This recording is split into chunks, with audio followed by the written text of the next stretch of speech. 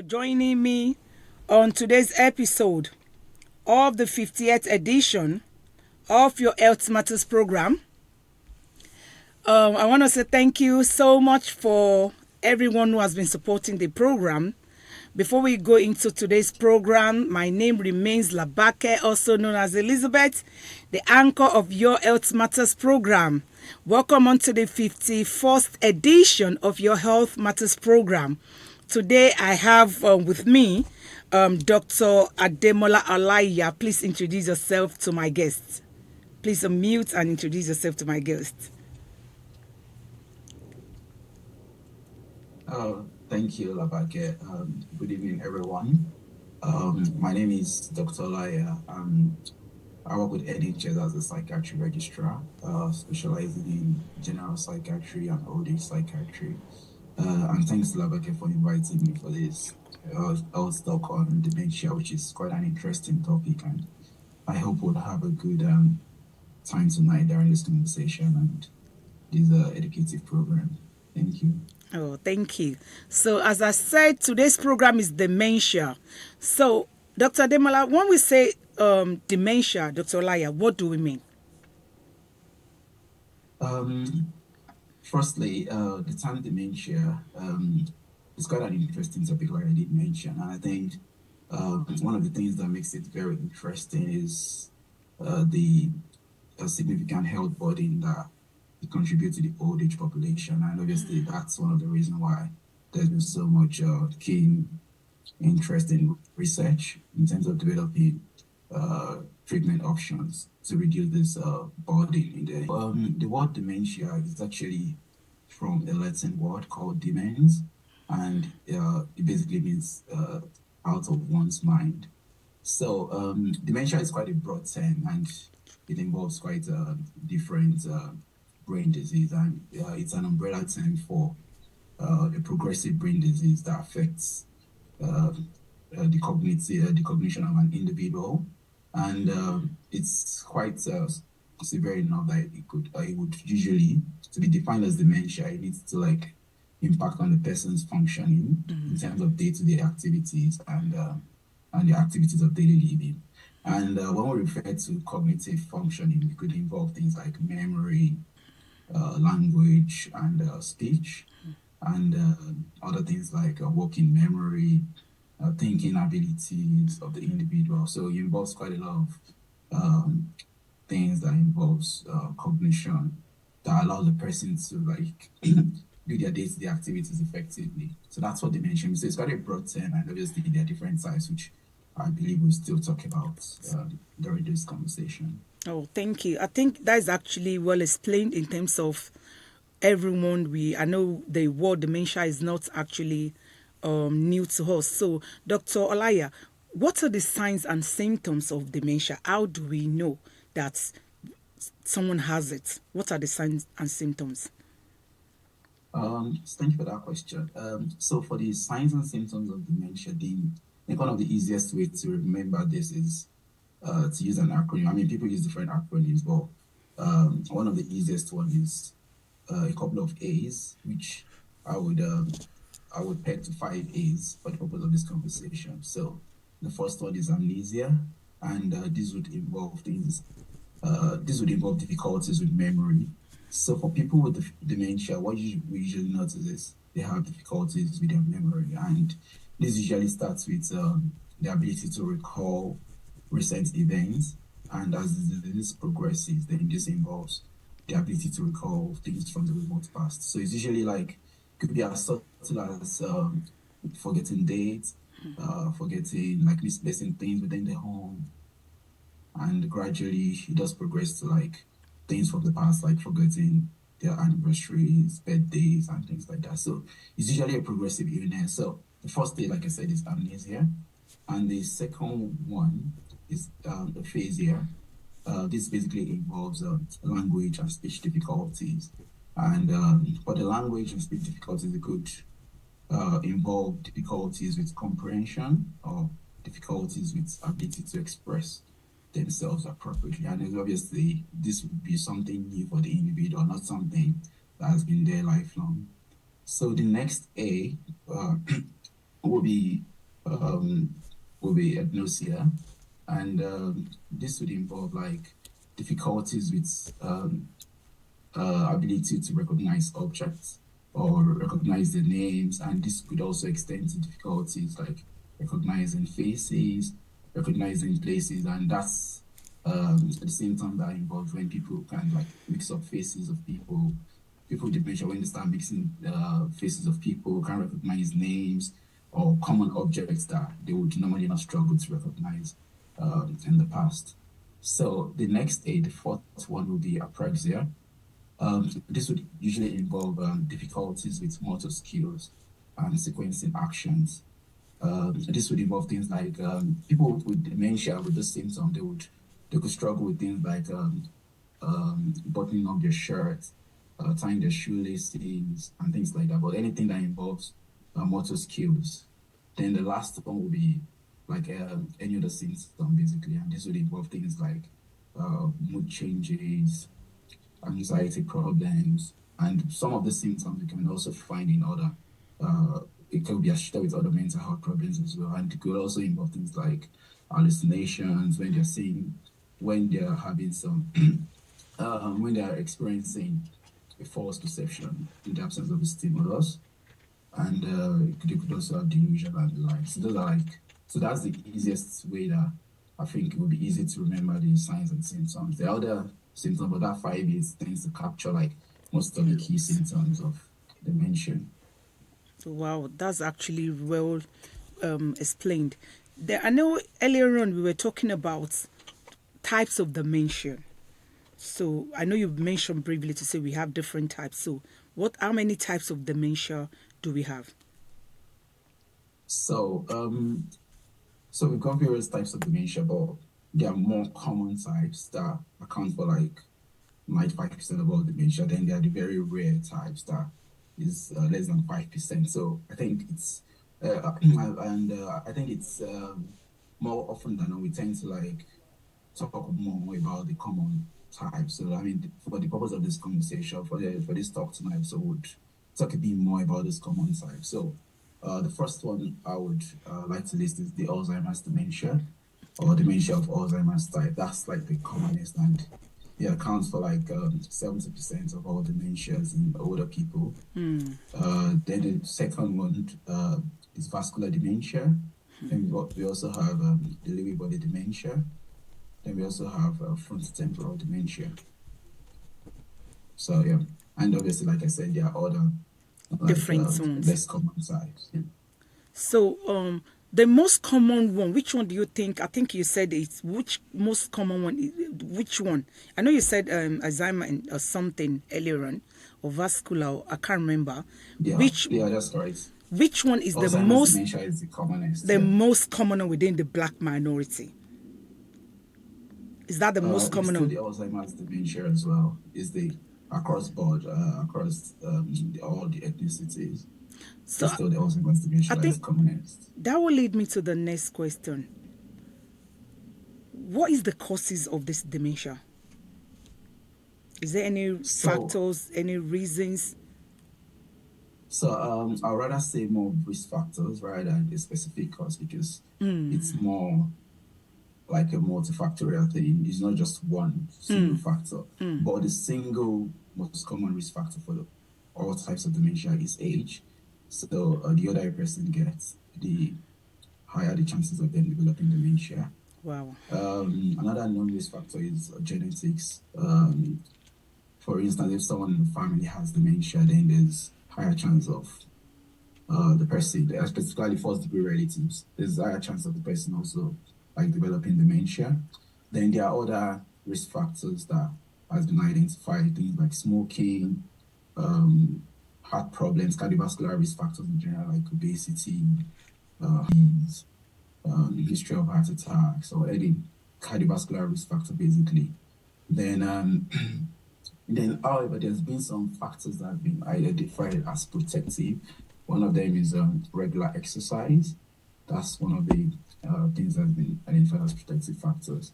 So yeah, so those are like the common risk factors for dementia. I think sometimes head injury as well has also been past head injury as well has also been highlighted as a possible risk factor. So again, it's a very multifactorial thing. That's the way to look at it. But there's some age is the single most important risk factor for developing dementia. Well, thank you. So that will take me to the statistic. Do we have, what is the statistic in terms of the dementia? Do we have more male, female, and do we have age range? I don't know. Yeah, certainly. So for particularly for Alzheimer's dementia, it's found to be commoner in females compared to males. And in the UK, for instance, there are about 850,000 thereabouts of people living with dementia. Wow. So in terms of the classification of dementia generally, we can also classify it based on age of onset. So for those that develop dementia at age less than 65 years, we regard that as young onset dementia or early onset dementia, and those uh, above 65 years, obviously that's late onset dementia. So obviously for those above 65 years, so in terms of statistics, it's reported that 1 in 14 those above 65 years compared to 1 in 6 for those Okay. above 80 Yeah. years. So obviously that just reinforces the age being the key risk factor for developing dementia. So when we compare 1 in 6 for those above 80 years compared to 1 in 14 for those above 65 years. Oh, that's a bit scary, you know. And is there any treatment? Is there any way we could treat dementia? Is there any medication, any therapeutic intervention? Is there any way we can treat it?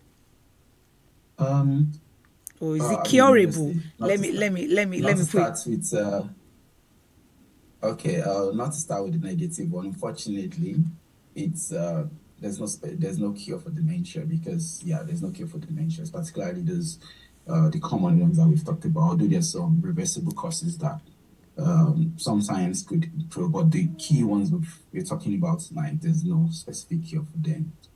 However, there are approaches which could involve either medications or non-drug approaches that could slow down the progression of the disease as well, and also like still help people with dementia have a good quality of life.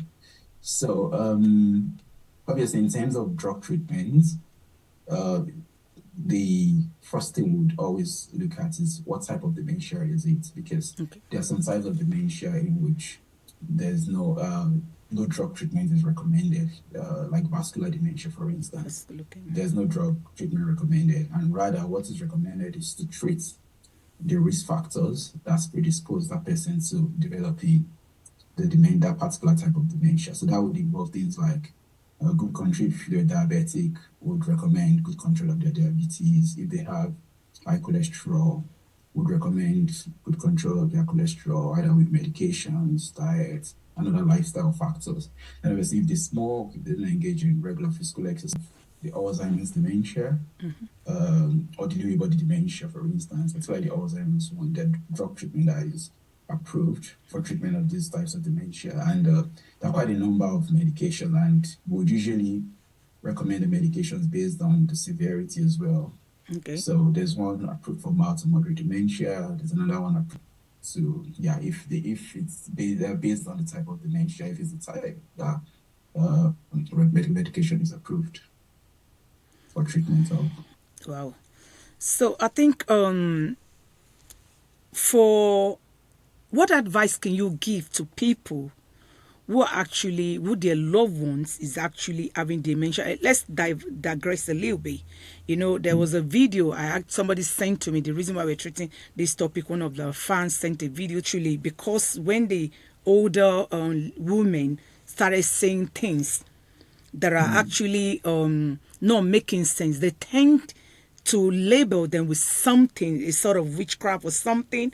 And I'm thinking in this century, and even some people that are even, some people, you know, African country, I'm not going to mention any country, you know, so, but one of this African country, and then Even some people that actually are well learned, they're not able to, communicate anymore.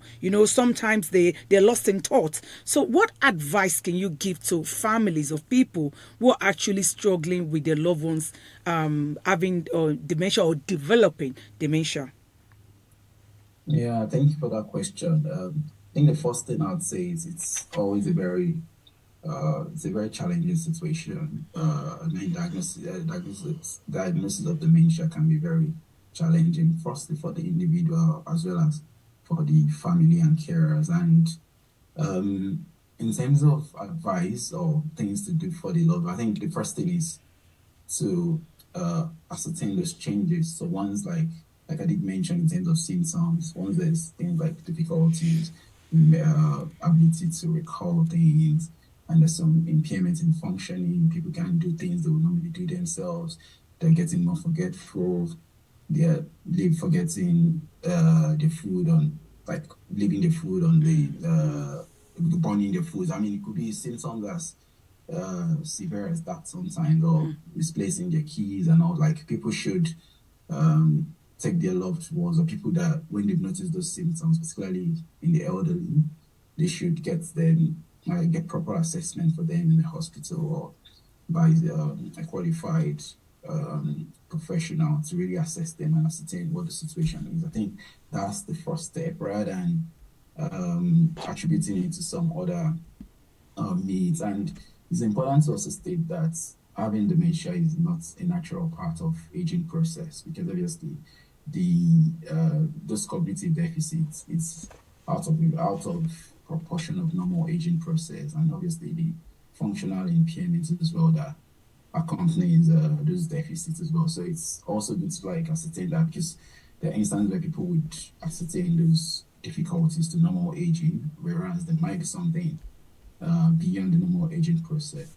So normally, once the test is done or the assessment is completed, and depending on what that shows, then there are other supports that could be put in place. So one of them is one of the supports that we normally talk about is modification of the home for people with dementia. Like it could be things like helping them remember things more easily, giving them dosage boxes for their medications or electronic pill reminders. There are a lot of things that could be put in place to help the individual to have a good quality of life. Then another thing as well in terms of functioning as well to really ascertain what can the person do and what can they not do. So sometimes there might be, depending on the severity of the dementia, there might be need to put in place carer support or things like that as well. And then another thing that we've noticed as well that sometimes that it makes the symptoms more distressing could be things like hearing impairment and visual disturbance or problems with vision. So we normally recommend people with dementia to have like hearing tests, regular hearing tests, and vision tests regularly as well. Because obviously with those with impairments of those of either vision or hearing, it could also like worsen the symptoms. So in terms of more practical support, one of the other things as well is to really like not particularly in severe dementia when they're presenting with very challenging behavior or agitated. It's also good for the family to have a good understanding of what the illness is, or when they're having delusions, like you did mention, it could be like in form of a delusional perception where like they're saying things that are not real. It's also good for the family. I mean, to like if they have a good idea or understanding of the nature of the symptoms, then they wouldn't they wouldn't be as distressing for them. Thankfully, there are a lot of online resources for carers of people for people with dementia that people can access in terms of what they could do. Then also in terms of another thing to mention as well,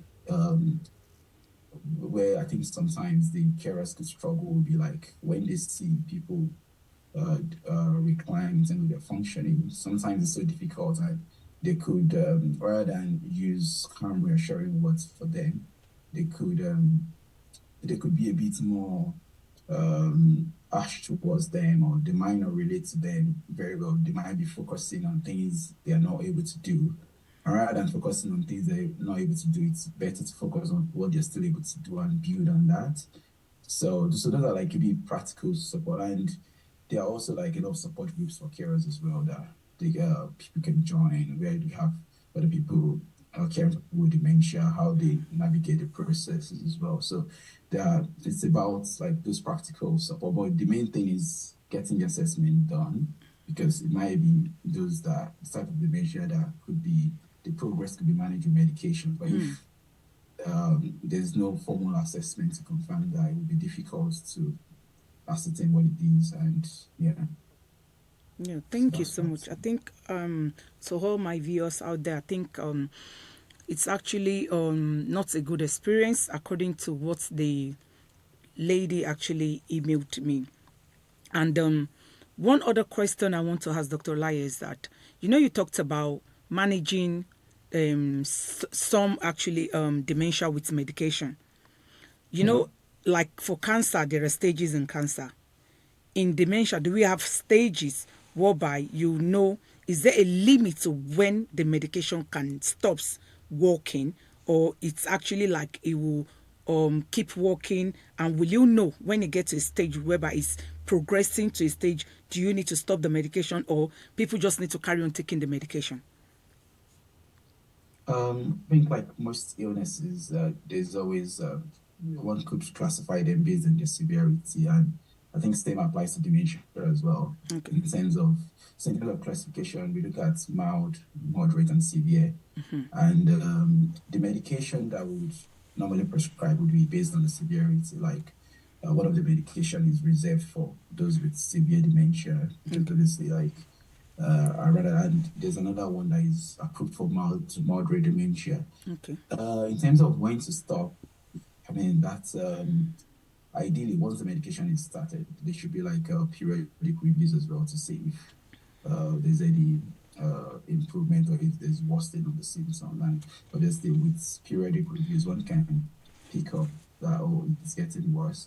But it's also good to remember that unfortunately, it's a progressive disease. So, irrespective of Amount. whatever one does, it's still going to progress and get worse over time. But again, one of the role of the medication is to slow down that progression and not and still let the person have a good quality of Quality of life. life. But beyond medications as well, because I think sometimes people forget the other non-drug treatment for dementia, and this would involve things like music therapy, Okay. cognitive stimulative therapy as well. These would things like puzzles. They're like things that still helps to stimulate the mind as well, to kind Okay. of help the person with cognitive difficulties, to like give them some stimulation kind of. Then there's also what we call cognitive rehabilitation, where like the specialist would help them to relearn the skill that they've lost. It could be something like cooking, or Okay. one of the maybe something they used to enjoy in the past. They could relearn those skills. Then there are also other complementary therapy that as well that has been like identified, things like massage therapy, Okay. aromatherapy, that helps particularly those with agitation or quite severe dementia as well. So it's good to also like bear in mind those other non-drug approaches as well, particularly that, because particularly when they start getting advanced, when they're in advanced dementia, because it does like help in managing those behavioral and psychological symptoms that could be associated with dementia. Okay. Thank you. So I think because of the topic, I'm going to open the line now for people to call in and ask questions. If you're listening on the radio, please, this is the time to call in and ask your question. There are quite a lot of older people online, and obviously they don't have access to Facebook. So the number to call, or for you that are actually on Facebook, please call in and ask your question. Now that we have the opportunity, that we have a doctor who is actually well experienced, and they're able to ask the question. So the number is 079 353 18757. So if you're calling from abroad, just put +44, then you put 79 353 18757. You can actually call on the WhatsApp. or call direct. If you're in UK, just dial 079 3531 8757. So while we actually wait for the caller, you talked about music therapy. I think I've had quite a lot of that around. How obviously music is a soul. It gives the body, it brings the body, it gives it life. you know and especially if somebody who has dementia, especially if they love music before they have, does it really matter the type of therapy? Does it matter for individuals to consider what they used to enjoy, or their preferred, or old hobby? Or you just, how do you kind of know what type of therapy to go for? Or is there an assessment for it? You need to mute. Okay. Um, Obviously, for music therapy, it could be based on like their past interests in music. If like depending on music that they like, obviously they like even like new music as well, because and it's one of the well-researched non-drug approaches to treatment of dementia, particularly the music therapy, is being found to be very helpful. And there's another type of therapy called reminiscence therapy for that could also be used. And this just involves bringing things from the past to the present. It could Okay. be things like their old pictures, Okay. anything from the past that they they're just to kind of stimulate their memory basically. So it's also another thing that is also helpful for people with dementia as well as the music therapy. Some also enjoy things like art therapy if they used to have past interest in arts and things like that. So it does matter for individuals to consider what they used to enjoy. Yes, if that can be identified, but sometimes if that's not identified, they can also still go with the generic ones basically. Okay, that's actually good. And I think one question that actually comes to mind is that in Nigeria, do we have any organization? I don't know if there's any group, like in UK, we have other group. I've seen age, I've seen quite a lot of organization. Do you think we have any organization in Nigerian that can actually help people who have all these illnesses? Uh, None that I can think of in terms of charity organizations, but I know like there are few geriatric centers being set up Okay. in Nigeria. So I would suspect, I think UCH has one.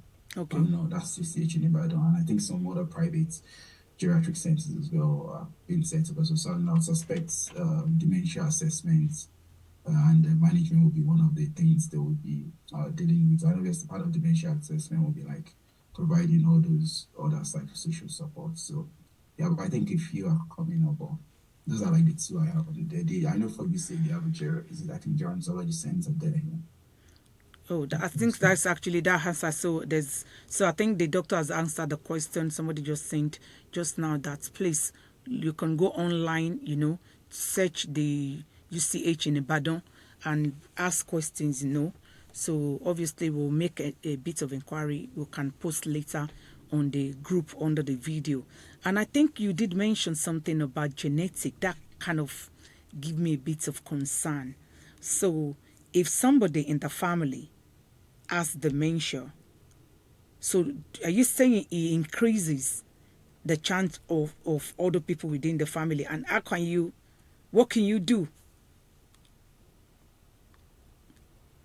Uh, I mean, obviously, it's a risk factor. It doesn't mean if someone in family that is Okay. 100%. So it's a Okay. risk factor. It's just, I think what can be done is probably to look at it. Okay, so the way we look at risk factors sometimes is it modifiable or non-modifiable? So genetics, for instance, is non-modifiable. Like one has been born into that family which has it's a family that has someone with dementia. One can't do anything about that.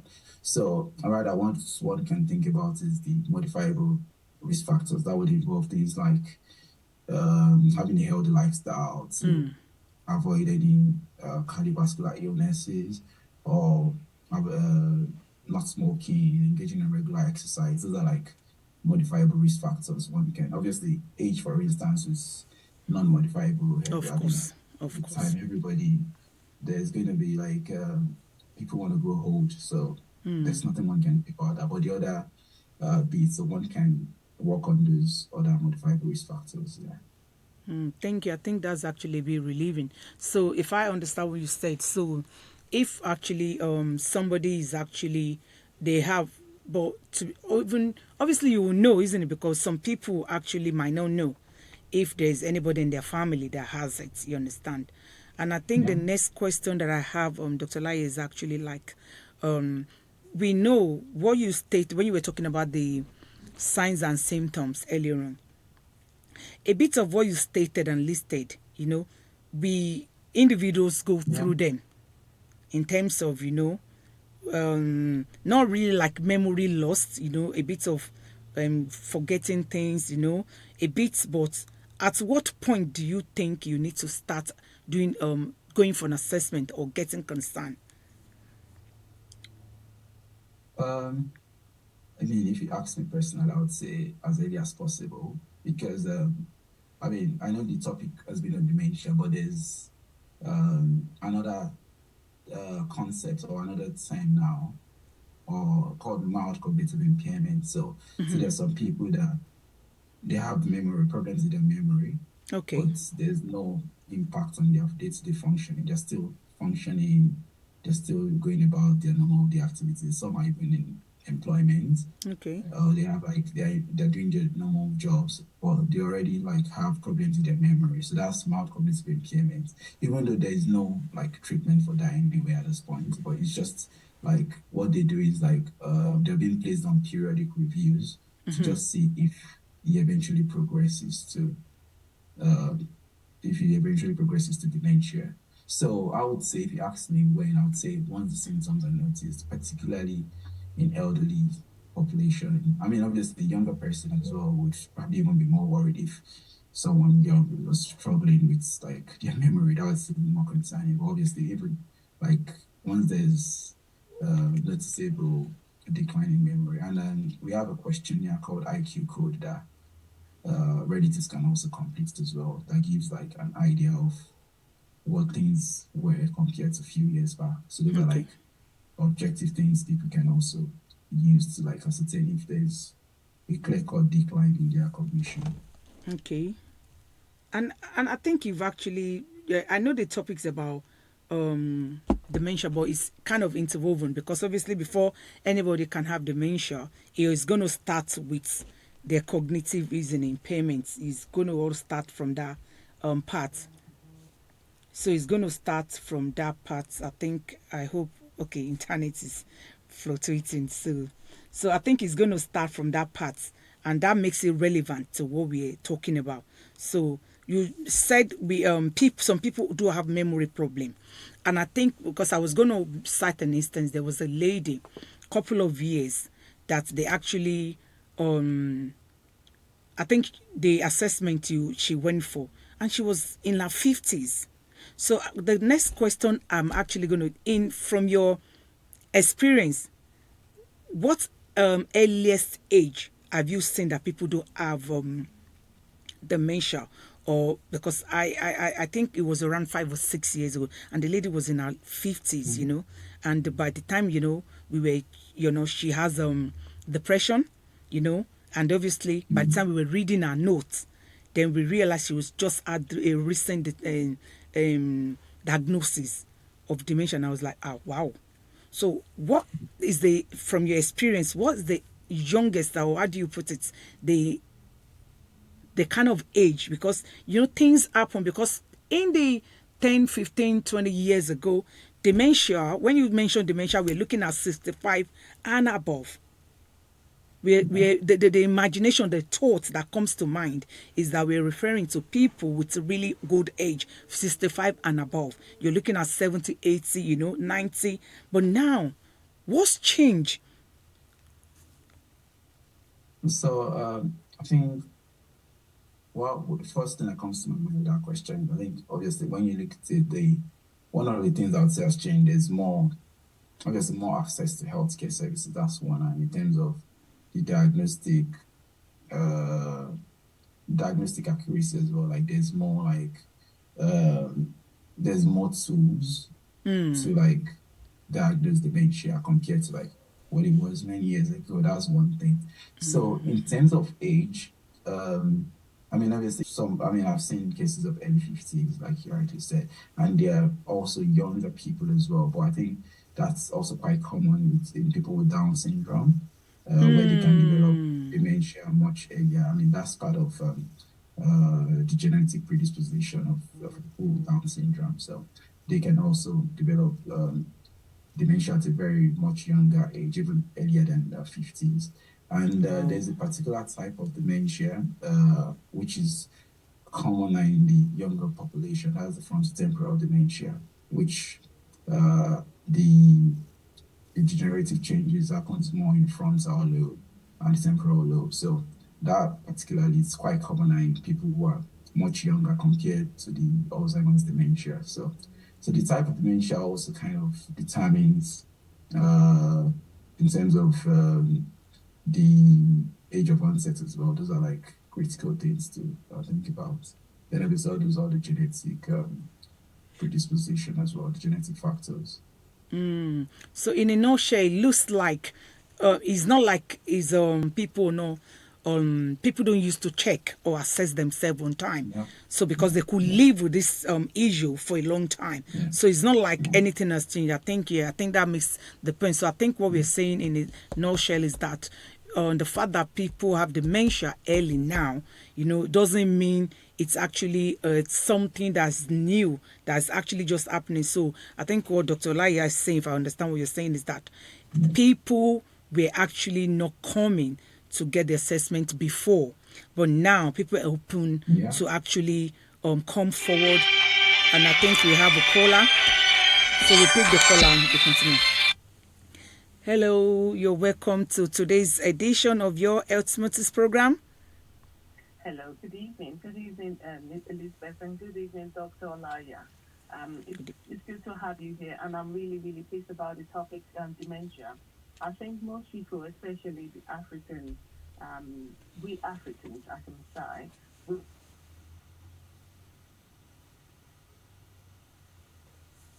Hello, hello. I think the network is playing up. So if you can hear us, hello, are you there? Okay, so please do call back. I think the network is actually playing up. So please do call back. The number is 07. Okay, we're going to pick the call. Hello. hello. I don't know what happened there. The Oh, so network sorry. just cut off. No, that's all right. Yeah, so as I was saying, I said most Africans tend to shy away from talking about the how to deal with dementia or people that suffer with dementia and different stages of dementia. Because we have, however, in the United States, in the United Kingdom rather, the people are more open and they are educating everyone on understanding what dementia is and how it stills um, the effect on family, let me say still, because it has a detrimental effect on family members as well, because it's not just the adult that has dementia that suffers with dementia, the whole family suffers alongside, because you have a mother that has several children or possibly one child and doesn't even recognize her child when the child visits, and then you have the adult forgetting or crying, and you have the daughter, for example, crying that I've lost my mom, even not having even the this so-called adult not remembering the grandchildren, all the memories that she's hoped and longed for. However, what helped me understand dementia was a training I went to. There was this training that kind of explained dementia in the sense that he made a difficult example now. For instance, you have a bookshelf. What in with this bookshelf, you store the memories, you store your books from the bottom up. Those are the memories. And from the age, sometimes from the age of 50, 60, unfortunately, bookshelves, due to wear and tear withers, and maybe the foot knocks over or something, or somebody knocks it over. So if this bookshelf falls over, the books that will fall off first will be the top books.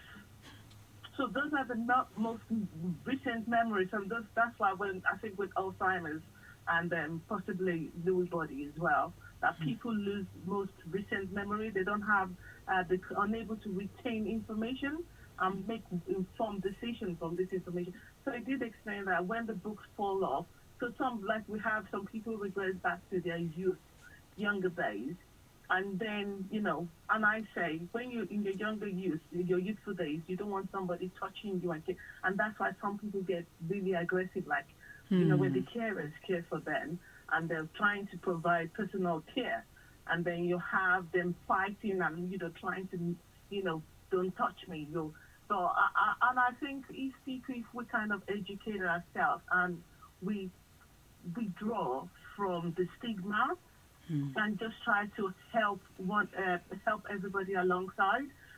Because we've seen videos where carers lack understanding and they abuse their power by assaulting. I will call it assault.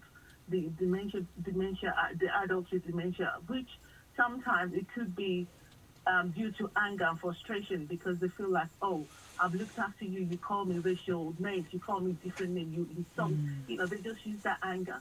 I'm really, really glad that, Elizabeth, that you brought this to your platform. This is really good, and thank you, Dr. Olaya, because you said there are medications that can help prevent it from progression. So, and I think when people hear that there are medications that won't prevent it, but will prolong the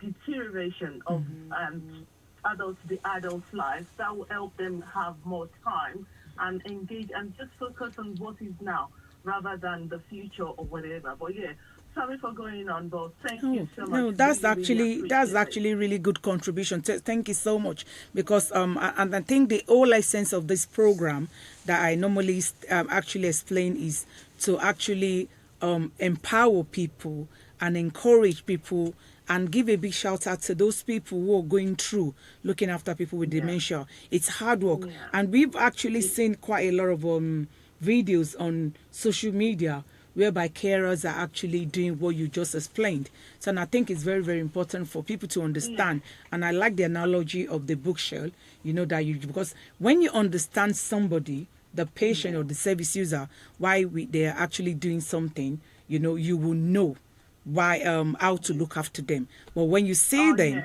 as an aggressor, you will react. Yeah. Well, even with the training, they gave us like a goggle. This obstructs your view. And it kind of is kind of weird that it makes you just to live in the life of a dementia patient.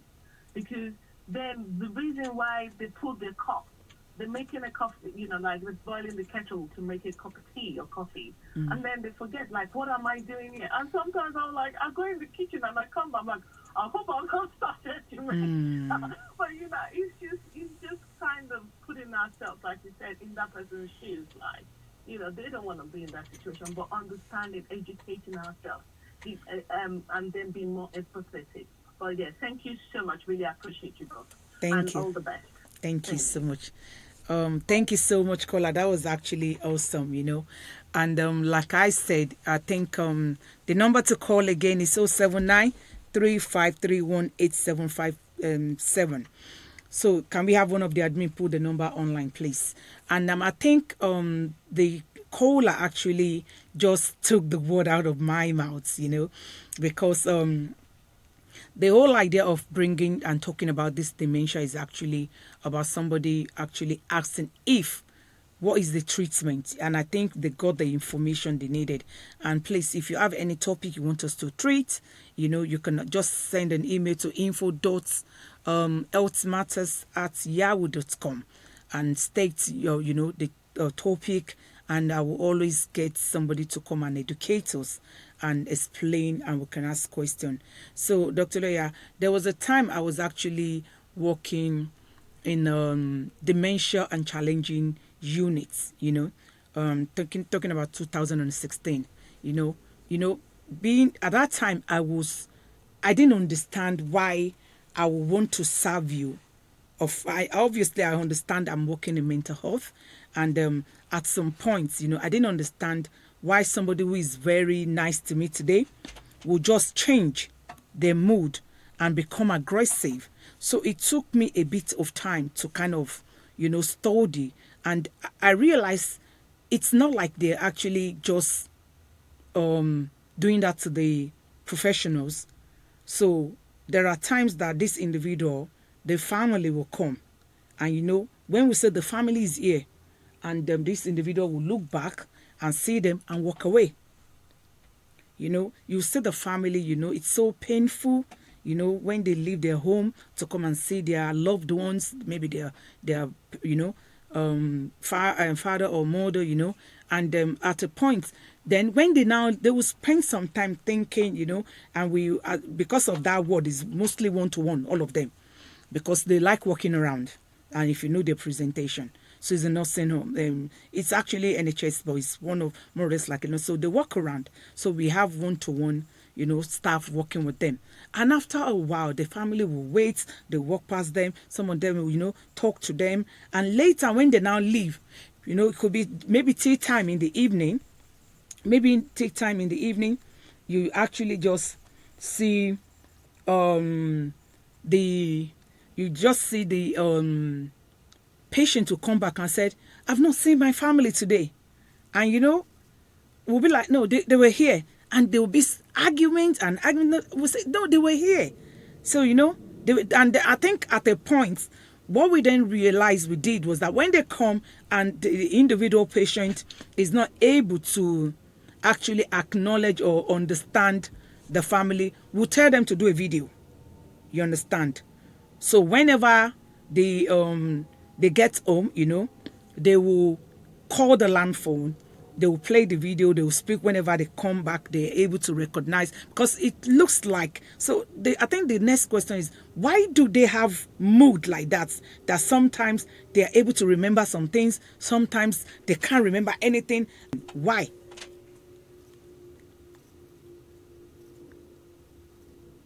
So, I mean, one of the patterns in dementia, like what you said, for instance, one of the things that we noted is worsening of the symptoms, particularly towards the evening time, which is called sundowning, where like either the confusion, the irritability.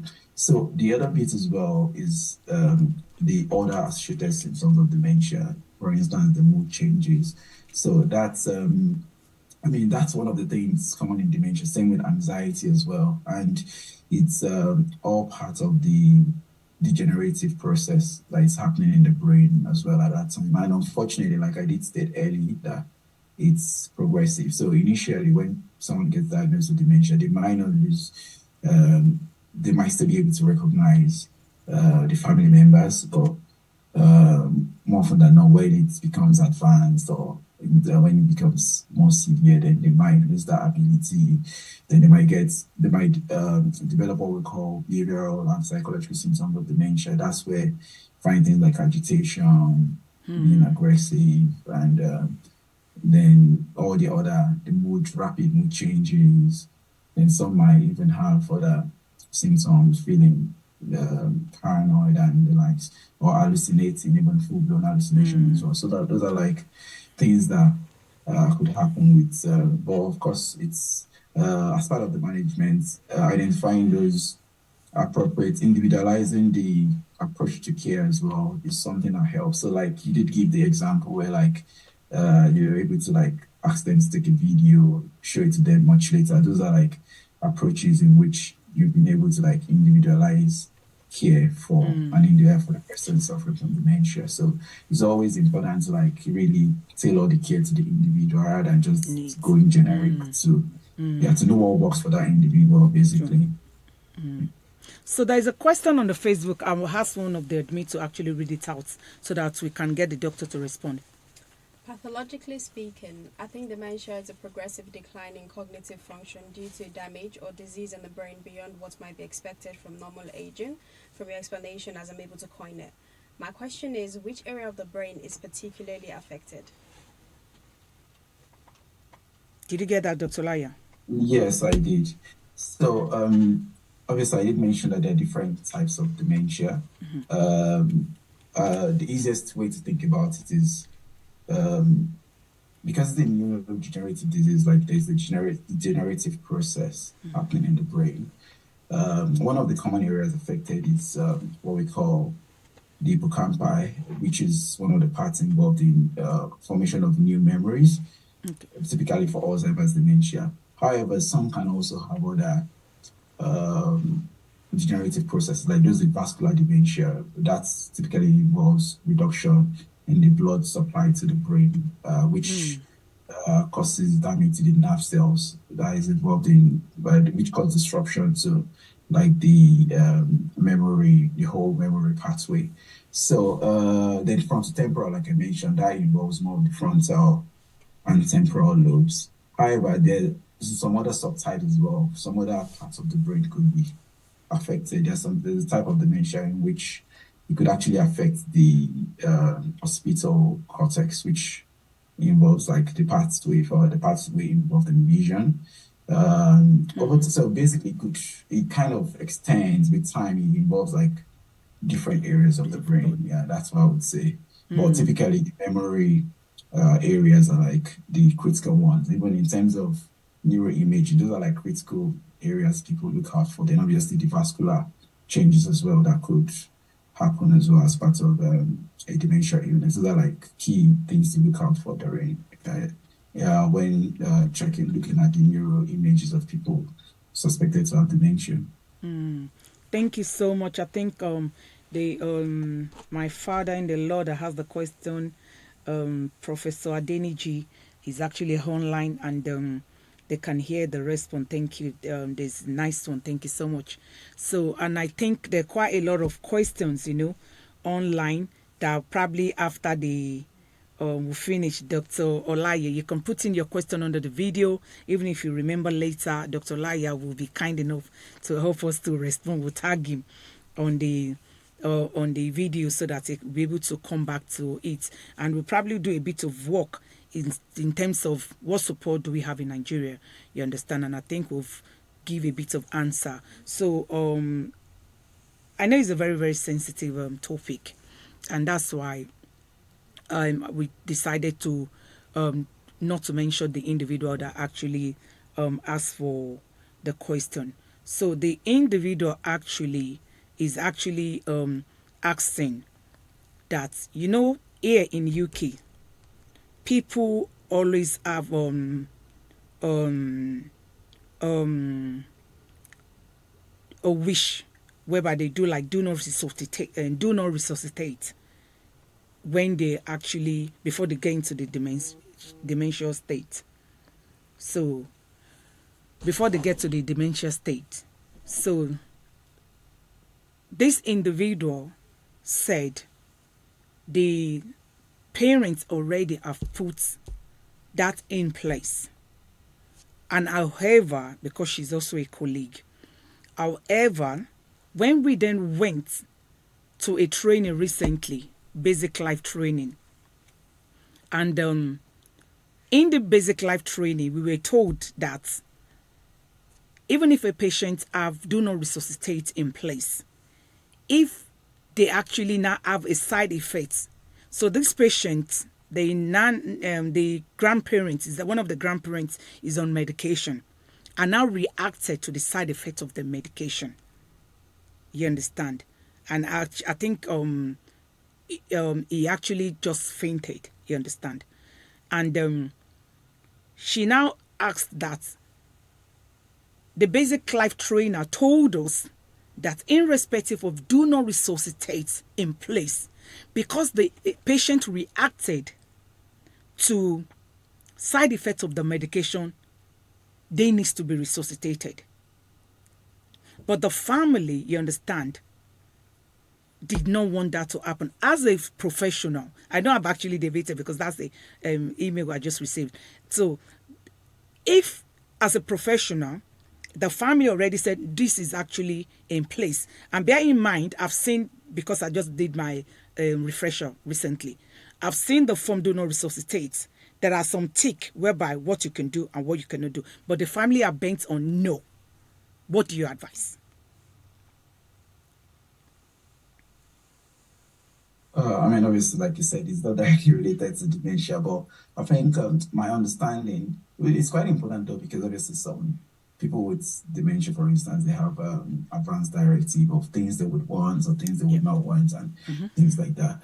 But back to your specific question, my own understanding is even with the DNA CPR or do not resuscitate instruction, it's usually specific for like when the heart stops. It would involve doing like what we call CPR, where like they will deliver chest compressions, deliver shocks to the heart if needed.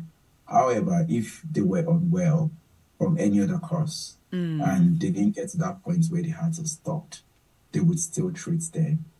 Although there are other things like which they would normally decide, like treatment escalation plan, how far do they want to go into treatment. And some people, for instance, would have advanced directive that they don't want to they don't want any advanced treatment. They might specify. But if it's just a general DNA CPR, which has completed beforehand, that doesn't stop the person from being actively treated if they were unwell. And obviously we don't know the details of this scenario. But we don't know how severe the reaction was. So if the reaction was not severe enough to stop the heart, I think my understanding is they will still treat as much as they can, except there's then obviously depending on the extent, except there's another advanced life directive that they don't want to be on a ventilator or things like that. Those are like other things they'll put into consideration. But if it's just the standard do not resuscitate, as long as the reaction has not led to a stage, has not led the person to the state where like the heart has stopped and they're in a state of cardiac arrest, which would necessitate them doing the whole CPR, then I would assume they'll still treat. They'll still actively treat, yes. Thank you. I think that actually answer your question. Thank you so much for that. And please try and actually not be sending question on the email and put it on the Facebook so that we can read. And like I said, I do acknowledge it's a very sensitive topic, and people sometimes when it has to do with their personal life, they don't want it on the social media. So I think at this point we're going to say thank you so much on everyone on the Facebook, on all my I want to say thank you, a big shout out to you, and I want to say a big thank you to our guest speaker today, Dr. Olaiya Ademola. We really enjoyed your you sharing your knowledge with us and dishing out, and the most appreciation goes to, and a big shout out to everyone who is actually going through. If you're actually a carer and you have anybody who is going through, or any of your loved one going through dementia, we just want to say stay strong. You're doing a very good job. It's not something to be ashamed of. I think the world is advanced now. And I look at the end of the day, people don't plan. And I think my advice will be, if you have diagnosis now and your medication, plan, give advanced directive like the doctor say. How do you want people to look after you? And that will be respected. So I want to say a big thank you to my husband, Dignity Media, for everyone on the radio. We say thank you. We can see you, although you can see on the Facebook. We say thank you. And a big thank you to the caller. A big thank you to my beautiful guests, Adora Gbemi, Ayomide, all my admins on the program. I want to say thank you for people who I can see online, to my able brother, Branshola, always supportive, Funlo Ashaye, thank you. Mrs. Newborn, thank you. I can't mention the choir over 400 on the last one. For my people, Sister Yetunde and your fellow, everybody, Pastor Daramola, everybody, they're always there, You can be sure of all these people. Sister Kudi, they're always there, I just want to say thank you so much to everybody. I can't mention you all. I really love you and really appreciate you. And I think this is actually looking about the future, because we're in the next 50 years, 60 years, we all pray to have good health and long life, we don't pray to have dementia, and it's just good for people to have this information, what it looks like, how can you manage it, what is actually the best way to cope. So at this time, we're going to say thank you so much, everyone. We are rounding the program till we see you next month. Look after yourself. Your health matters. Bye.